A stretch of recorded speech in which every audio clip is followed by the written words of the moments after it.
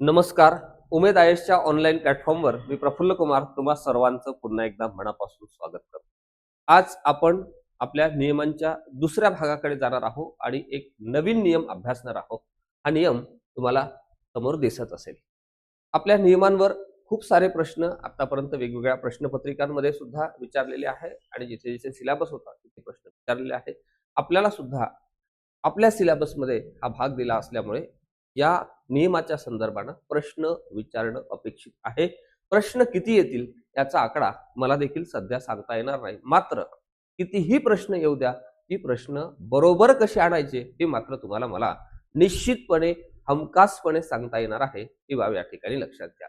मुळात नियम असू द्या, कायदा असू द्या, संविधान असू द्या, याला एक फ्रेम आहे, याला एक मूलभूत अशा पद्धतीची चौकट आहे.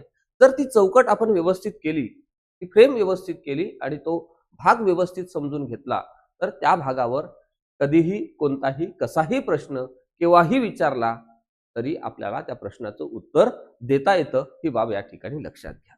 अगदी सोप्या पद्धतीनं, अगदी साध्या पद्धतीनं आपण जे सगळे घटक पाहत आलो, अगदी तशाच पद्धतीचा हा घटक आहे. कुठेच काही यामध्ये तुम्हाला अडचण येणार नाही. ही बाब या ठिकाणी लक्षात घ्या. पहिल्यांदा आपण या ठिकाणी समजून घेऊ. आपल्याला जो नियम दिलेला आहे त्या नियमाच्या संदर्भामध्ये स्टेप बाय स्टेप सर्व बाबी व्यवस्थितपणे आपण समजून घेण्याचा आपला हा प्रयत्न असेल. आता हा प्रयत्न समजून घेण्याचाच फक्त नाहीये, तर या भागावर कशा पद्धतीचे प्रश्न येऊ शकतात, कशा पद्धतीचे प्रश्न येऊ शकतात त्याचा सुद्धा अंदाज आपल्याला या सेशनच्या सोबतच पाहायचा आहे. ही बाब लक्षात घ्या. म्हणजे हा घटक झाल्यानंतर या घटकावर आपण काही टेस्ट सुद्धा घेणार आहोत आणि व्यवस्थितपणे ते प्रश्न सॉल्व्ह सुद्धा करणार आहोत आणि त्याचं विश्लेषण सुद्धा घेणार आहोत. फार वेळ न घेता आता आपण जाऊ आपल्या मूळ मुद्द्याकडे. इथे तुम्हाला दिसते महाराष्ट्र शासन, जिथे तुम्हाला सर्वांना जायचं आहे, बरोबर आहे, लोकांची सेवा करायची आहे. इथे दिसते वित्त विभाग, करेक्ट. आता या नियमाचा संबंध सुद्धा या विभागाशी येतो. बघा इथे दिलेला आहे भारताचे संविधान. इथे आपल्याला प्रश्न विचारला जातो, भारताच्या संविधानाच्या अनुच्छेद 309 याच्या परंतुकाद्वारे प्रदान करण्यात आलेल्या अधिकारांचा वापर करून महाराष्ट्राचे राज्यपाल पुढील नियम करत आहे. इथे काय येणं अपेक्षित आहे? प्रश्न येणं अपेक्षित आहे की भारतीय संविधानाच्या कोणत्या नियमाचा वापर करून, कलमांचा वापर करून हा नियम तयार करण्यात आलेला आहे, अशा पद्धतीचा प्रश्न इथे आपल्याला येतो. म्हणून ही बाब 309 कलम, अनुच्छेद म्हणजे कलम, ज्याला आपण इंग्रजीमध्ये आर्टिकल म्हणतो. कलम इंग्लिशमध्ये आर्टिकल आपण ही बाब लक्षात ठेवा. आता यामध्ये इथे तुम्हाला दिलेला आहे प्रकरण 1 सर्वसाधारण असं दिलेलं आहे. म्हणजेच आपल्याला या नियमांमध्ये विविध प्रकरणांचा अभ्यास करावा लागणार आहे आणि सोबतच त्या खाली इथे दिलेला आहे 1 नंबर संक्षिप्त नाव आणि प्रारंभ. म्हणजेच काय, हा 1 नसून हा नियम क्रमांक 1 आहे. हा काय आहे? नियम क्रमांक 1 आहे. ही बाब या ठिकाणी लक्षात. म्हणजेच काय, तर या नियमाअंतर्गत एकूण आपल्याला 6 प्रकरणांचा अभ्यास करायचा आहे. किती प्रकरणांचा अभ्यास करायचा आहे? 6 प्रकरणांचा अभ्यास करायचा आहे. आणि 1 पासून 6 प्रकरणांमध्ये पूर्ण जर आपण बघितले तर 52 अशा पद्धतीचे सगळे नियम आहेत. म्हणजे मी तुम्हाला इथेच हे सांगेल की या संपूर्ण भागामध्ये, या नियमामध्ये नियम एकूण किती आहेत? नियम एकूण आहेत 52 आणि प्रकरण आहेत, ही प्रकरण यामध्ये एकूण दिलेली आहे 6. हा भाग इथे लक्षात ठेवा. इथे मी म्हणेल थेट प्रश्न येऊ शकतो. कसा प्रश्न येईल? थेट प्रश्न येण्याची शक्यता जास्त आहे. या नियमामध्ये एकूण किती नियमांचा समावेश होतो, किती प्रकरणांचा समावेश होतो, या संदर्भाने प्रश्न इथे विचारणं अपेक्षित आहे. आता आपण जो नियम अभ्यासतो त्याचं नाव आहे महाराष्ट्र नागरी सेवा सेवेच्या सर्वसाधारण अटी व शर्ती. बरोबर आहे. कोणकोणत्या टर्म्स अँड कंडिशन दिलेल्या आहे एक सरकारी कर्मचाऱ्याच्या संदर्भामध्ये ते इथे आपण या ठिकाणी पाहणार आहोत. या नियमास महाराष्ट्र नागरी सेवा सेवेच्या सर्वसाधारण शर्ती नियम 1979 असे म्हणावे आणि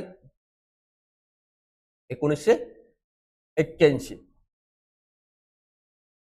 बरोबर आहे. आणि ते दिनांक 15 ऑगस्ट 1981 पासून अंमलात येतील. अंमलात येणे म्हणजे लागू होणे. लागू होणे त्यालाच आपण म्हणतो अंमलबजावणी. हे पर्यायी शब्द आहे.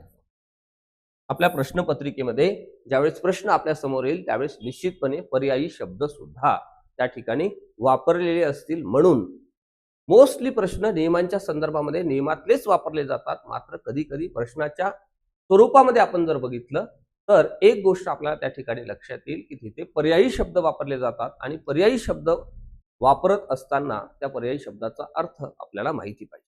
जर अर्थ माहित नसेल तर निश्चितपणे काय होईल आपल्याला तो प्रश्न कळणार नाही आणि मुद्दा होईल असं की आपल्याला त्या ठिकाणी प्रश्न आपला चुकेल. ही बाब लक्षात घ्या. चला आता लक्षात आलं तुम्हाला. आपण महाराष्ट्र नागरी सेवा सेवेच्या सर्वसाधारण अटी व शर्ती नियम 1981 हा पाहतोय आणि हा 15 ऑगस्ट 1981 पासून लागू झाला. म्हणजे स्वातंत्र्याचा तो आपला दिवस आहे. त्या दिवशी आपल्याला तुम्हाला मला सर्वांना स्वातंत्र्य मिळालं.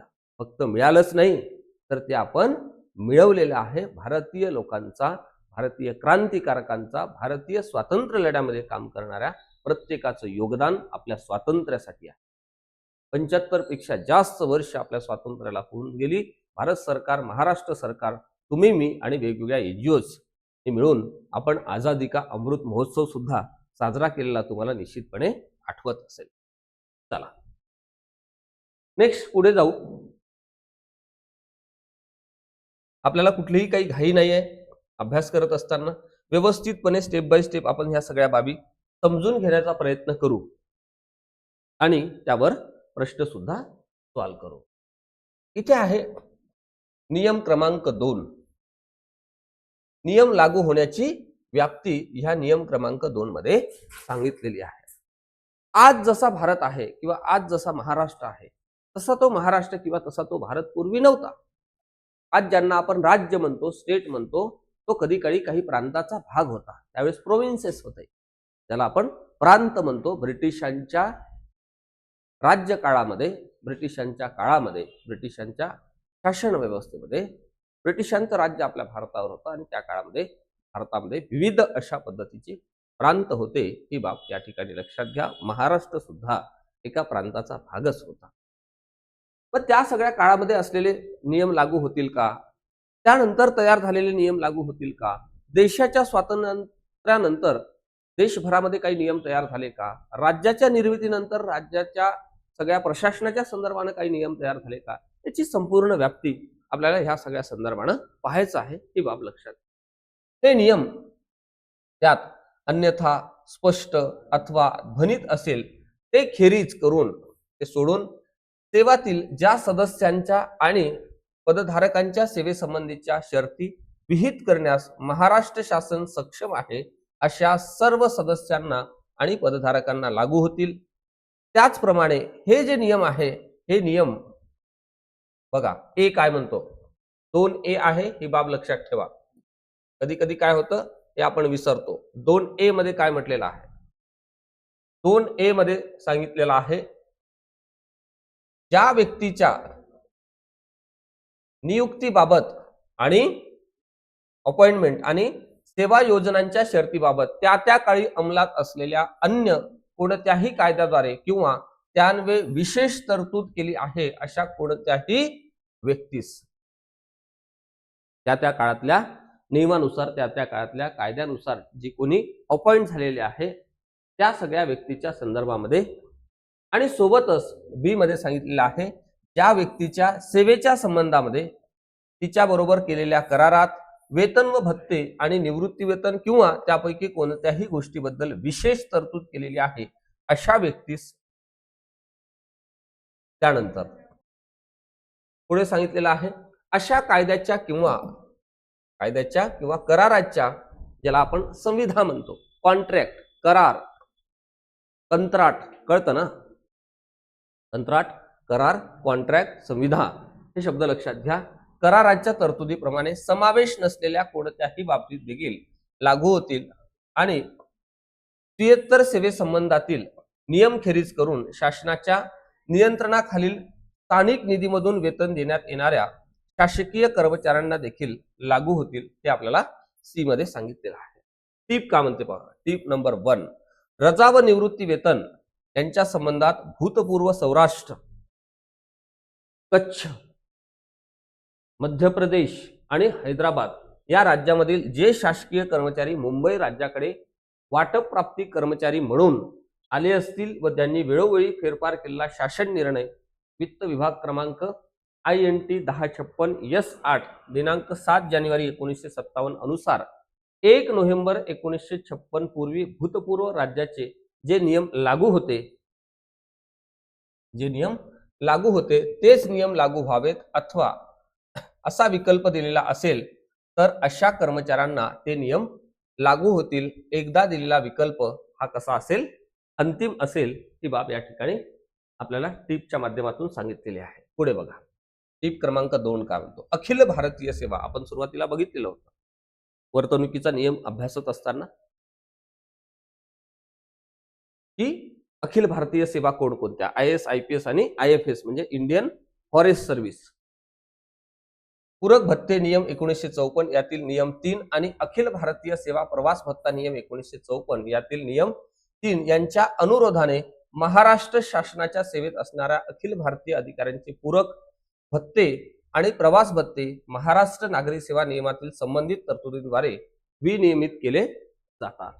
टीप 3 पहा. शासनाच्या नियंत्रणाखाली नसलेल्या, शब्दप्रयोग आहे नियंत्रणाखाली म्हणजे शासनाच्या कंट्रोल खाली नसलेल्या स्थानिक निधी म्हणून शासकीय सेवेत बदली करण्यात आलेल्या व्यक्तींच्या बाबतीमध्ये अशा व्यक्ती प्रथमच शासकीय पदावर रुजू होत असल्याचे मानले येईल आणि त्यांची पूर्वी सेवा ही शासकीय सेवा म्हणून हिशोबात घेतली जाणार नाही. तथापि अशा प्रकरणी त्यांची पूर्वीची सेवा शासनास योग्य वाटतील अशा शर्तीवर बजावलेली सेवा म्हणून शासनास मानण्यास शासन काय देऊ शकतं, परवानगी देऊ शकतं. असं सुद्धा आपल्याला ह्या टीप क्रमांक 3 मध्ये सांगितलेलं आहे.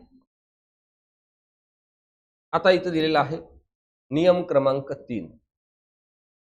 नियम क्रमांक 3 आहे अर्थविवरण करण्याचा हक्क.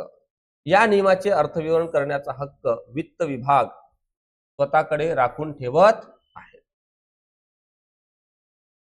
पैसा विवरण डिस्ट्रीब्युशन कोणाकडे आहे, वित्त विभागाकडे राखून आहे. ही बाब लक्षात घ्या. म्हणजे इथे काय येतो, इथे 100% प्रश्न येतो. ही बाब लक्षात घ्या. त्यानंतर आहे नियम क्रमांक 4. नियम क्रमांक 4 सांगतो नियम शिथिल करण्याचा अधिकार. आता काही बाबतीमध्ये आपण सूट देतो, चेंजेस करता येतात, नियमांमध्ये सुद्धा चेंजेस करता येतात, बदल करता येतात, सूट देता येतात. मग त्यासाठी काही प्रोव्हिजन्स आहे का, तर निश्चितपणे आहे. कुठे आहे, नियम क्रमांक 4 मध्ये दिलेले आहे. ही बाब या ठिकाणी लक्षात बघा. काय सांगितलेलं आहे व्यवस्थितपणे समजून घेण्याचा प्रयत्न करू. कुठेच काय आपल्याला घाई नाही आहे. या नियमापैकी कोणताही नियम अंमलात आल्यामुळे कोणत्याही शासकीय कर्मचाऱ्यास, पहा काय म्हणतो, या नियमापैकी कोणताही नियम अंमलात आल्यामुळे कोणत्याही शासकीय कर्मचाऱ्यास अथवा शासकीय कर्मचाऱ्याच्या वर्गास, एखाद्या सिंगल शासकीय कर्मचाऱ्याला किंवा त्यांच्या ग्रुपला, वर्ग म्हणजे त्यांचा एक वर्ग क्लास, त्यांच्या ग्रुपला गैरवाजवी अडचण होत आहे अथवा होण्याची भविष्यामध्ये शक्यता आहे अशी कोणाची खात्री पटल्यास, शासनाची खात्री पटल्यास कोणत्याही शासकीय कर्मचाऱ्यास किंवा शासकीय कर्मचाऱ्याच्या वर्गास त्या नियमांच्या कोणत्याही तरतुदीपासून सूट देण्यात यावी असा लेखी आदेश शासनास देता येईल.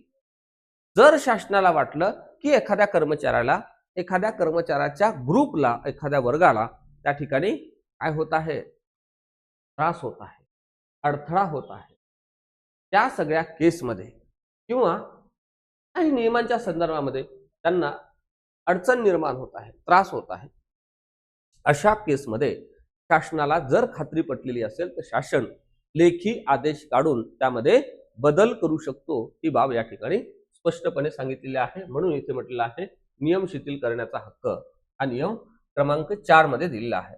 अथवा अशा आदेशामध्ये विहित केल्याप्रमाणे अशा तरतुदीतील आशयास बाधा येणार नाही, बाध म्हणजेच बाधा येणार नाही, असे फेरफार करून त्या तरतुदी शासकीय कर्मचाऱ्यास अथवा शासकीय कर्मचाऱ्याच्या वर्गास लागू होतील असे निर्देश देता येईल, म्हणजेच असे ऑर्डर काढता येतील. करेक्ट. त्यानंतर पुढचा आहे नियम आपला, नियम क्रमांक 5, संविधेच्या अटींची वैधता. आता इथे 3 शब्द आलेले आहेत. या 3ही शब्दाच्या संदर्भामध्ये संविधा, अटी, वैधता. इथे वैधता म्हणजे व्हॅलिडिटी, अटी म्हणजे टर्म, आपण म्हणतो ना टर्म, किंवा त्याला आपण काय म्हणू, कंडिशन म्हणू. अटी म्हणजे अटीला स्पष्ट शब्द आपण घेऊ, कंडिशन काय आहे. आणि इथे दुसरा शब्द आहे संविधा. संविधा म्हणजे सांगा, संविधा म्हणजे करार, किंवा त्याला आपण काय म्हणू, कंत्राट, किंवा त्याला इंग्लिश मध्ये काय शब्द आहे, कॉन्ट्रॅक्ट असा शब्द आहे. त्या कॉन्ट्रॅक्ट मध्ये कोणकोणत्या बाबी सगळ्या सांगितलेल्या आहेत, त्या सगळ्या संदर्भामध्ये त्याची व्हॅलिडिटी इथे सांगितलेली आहे. नियम क्रमांक 5, न्यायालयामार्फत अंमलबजावणी योग्य असलेल्या विवक्षित म्हणजे विशिष्ट संविधेच्या अटी प्रस्तुत नियमाच्या तरतुदीपेक्षा निश्चितपणे प्रभावी ठरतील असं आपल्याला या ठिकाणी सांगितलेलं आहे. विवक्षित म्हणजे विशिष्ट प्रकरणांमध्ये, आणि संविधा म्हणजेच काय, संविधा म्हणजे कॉन्ट्रॅक्ट. बरोबर आहे. चला पुढे जाऊ. पुढे आहे नियम क्रमांक 6. नियम क्रमांक 6 इथे सांगितलेला आहे वेतन, भत्ते, रजा, निवृत्ती वेतन यांच्या मागण्यांचे विनियमन. नियम क्रमांक 6 मध्ये सांगितलेले. टोटल नियम किती आहे, 52. टोटल प्रकरण किती आहे, 6. ही बाब लक्षात ठेवा. बघा क्रमांक 6 काय म्हणतो बघू. शासकीय कर्मचाऱ्याचे वेतन व भत्ते या संबंधातील मागण्यांचे विनियमन ज्या कालावधीत असे वेतन, सगळ्यात महत्वाचा शब्दप्रयोग आहे, ज्या ड्युरेशन मध्ये, ज्या कालावधीमध्ये असे वेतन व भत्ते अर्जित झाले असतील त्या कालावधीत अंमलात असलेल्या नियमानुसार करण्यात येते. म्हणजे त्या काळातले जे काही नियम आहेत त्यानुसारच त्यांचं वेतन आणि भत्ते त्या ठिकाणी ठरवण्यात येतील. रजेच्या मागणीचे विनियमन ज्या कालावधीत अशा रजेसाठी अर्ज केला असेल, ती मंजूर केली असेल त्या कालावधीत अंमलात असलेल्या नियमानुसार, आणि निवृत्ती वेतनाच्या मागणीचे विनियमन ज्या कालावधीत शासकीय कर्मचारी सेवानिवृत्त होतो किंवा शासनाच्या सेवेतून कार्यमुक्त होतो त्या कालावधीत अंमलात असलेल्या नियमानुसार केले जाईल असं त्या ठिकाणी म्हटलेलं आहे. म्हणजे ड्युरेशन त्या काळातल्या नियमानुसारच ती सगळी कार्यप्रणाली होणार आहे, तशा पद्धतीचं कामकाज होणार आहे. ही बाब या ठिकाणी लक्षात घ्या. मात्र आता इथे ज्यावेळेस शब्द आला ना मात्र, असे शब्द मराठीमध्ये जिथे जिथे येतात, मात्र, पण, परंतु, मर्यादा, बंधनकारक अशी शब्द जेव्हा येतात त्यावेळेस समोरचं जे सेंटेन्स आहे ते काहीतरी आपल्याला एक्स्ट्रा माहिती देते आणि तिथे प्रश्न येतो. जसं मी तुम्हाला सांगितलेलं आहे की नियम आहे, याचा अर्थ नियमाचं कोणतरी उल्लंघन करणार आहे, कोणाकडून तरी अनावधानानं का होईना उल्लंघन होणार आहे, आणि उल्लंघन झाल्यानंतर त्या सगळ्या संदर्भामध्ये शिक्षेचं प्रावधान असतं. बरोबर आहे. आणि एकीकडे जर शिक्षेचं प्रावधान आहे तर दुसरीकडे या नियमाला काहीतरी काय असतो, अपवाद सुद्धा असतो. अगदी त्या पद्धतीने इथे काय म्हटलेलं आहे, मात्र हा शब्द आला. आता बघा पुढचं जे सगळं कंटेंट आहे, पुढचं जे सेंटेन्स आहे ते अतिशय महत्वाचं आहे. शासनाच्या सेवेत प्रविष्ट झाल्यावर त्याला जे नियम लागू होतो त्या नियमात जर त्याच्या सेवेच्या कालावधीत त्याला अहितकारक ठरतील असे बदल केले असतील तर त्याचे निवृत्ती वेतन हे असे बदल केले नसते तर त्याला जे निवृत्ती वेतन अनुज्ञेय झाले असते त्या निवृत्ती वेतनापेक्षा कमी असणार नाही. म्हणजेच काय तर कॅन्डिडेटचं, कर्मचाऱ्याचं नुकसान होणार नाही. जरी समोर नियम बदलले असले तरी त्याला जो काही निवृत्ती वेतनाच्या संदर्भामध्ये कमीत कमी लाभ मिळणार होता त्यापेक्षा कमी लाभ त्यांना निश्चितपणे मिळणार नाही असं या ठिकाणी म्हटलेलं आहे. पुढे दिलेला आहे नियम क्रमांक 7. नियम क्रमांक 7. या नियमाखालील अधिकारांचा वापर व प्रत्यायोजन लागू करणे, इम्प्लिमेंटेशन. बघा, वित्त विभागाशी विचारविनिमय केल्याखेरीज या नियमाखालील कोणत्याही अधिकारांचा वापर करता येणार नाही. म्हणजेच काय, वित्त विभागाशी आपल्याला काय करावे लागते, विचारविनिमय करावा लागतो, चर्चा करावी लागते, त्यानंतरच या अधिकारांचा वापर करता येतो. अन्यथा कोणत्याही अधिकारांचा वापर करता येत नाही अथवा त्याचे प्रत्यायोजन करता येणार नाही, म्हणजे ते लागू करता येणार नाही. वित्त विभागाने संमती दिली आहे असे ज्या प्रकरणामध्ये गृहीत धरायची ती प्रकरणे सर्वसाधारण अथवा विशेष आदेशाद्वारे विहित करण्याचे स्वातंत्र्य वित्त विभागाला आहे. म्हणजे इथे वित्त विभाग अत्यंत महत्वाचा आहे, ही बाब आपल्याला लक्षात आलेली आहे. इथे प्रश्न येतो. पुढे बघा, पुढे दिलेला आहे नियम क्रमांक 8. नियम क्रमांक 8. सवलती देण्यासंबंधीची कारणे लेखी परीक्षा अधिकाऱ्याला कळविणे. काय देण्याच्या बाबतीमध्ये, सवलती देण्याच्या बाबतीमध्ये ही बाब या ठिकाणी सांगितलेली आहे. बरोबर आहे. त्यामध्ये गव्हर्नमेंटचा रूल काय आहे, सक्षम प्राधिकारी म्हणजे काय, ही बाब आपल्याला आता इथे क्लिअर होईल, ही गोष्ट लक्षात घ्या.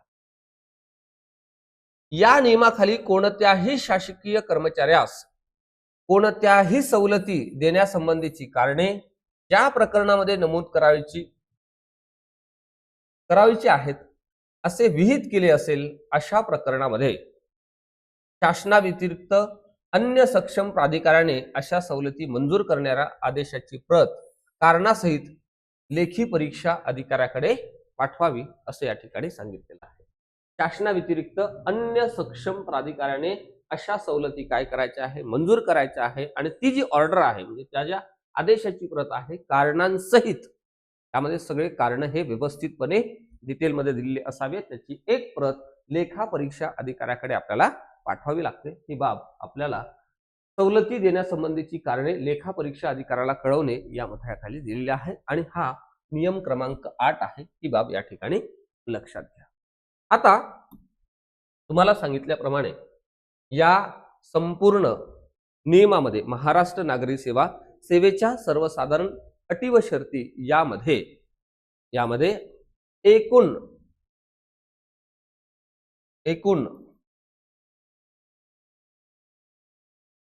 नियम 52 आहेत. एकूण प्रकरण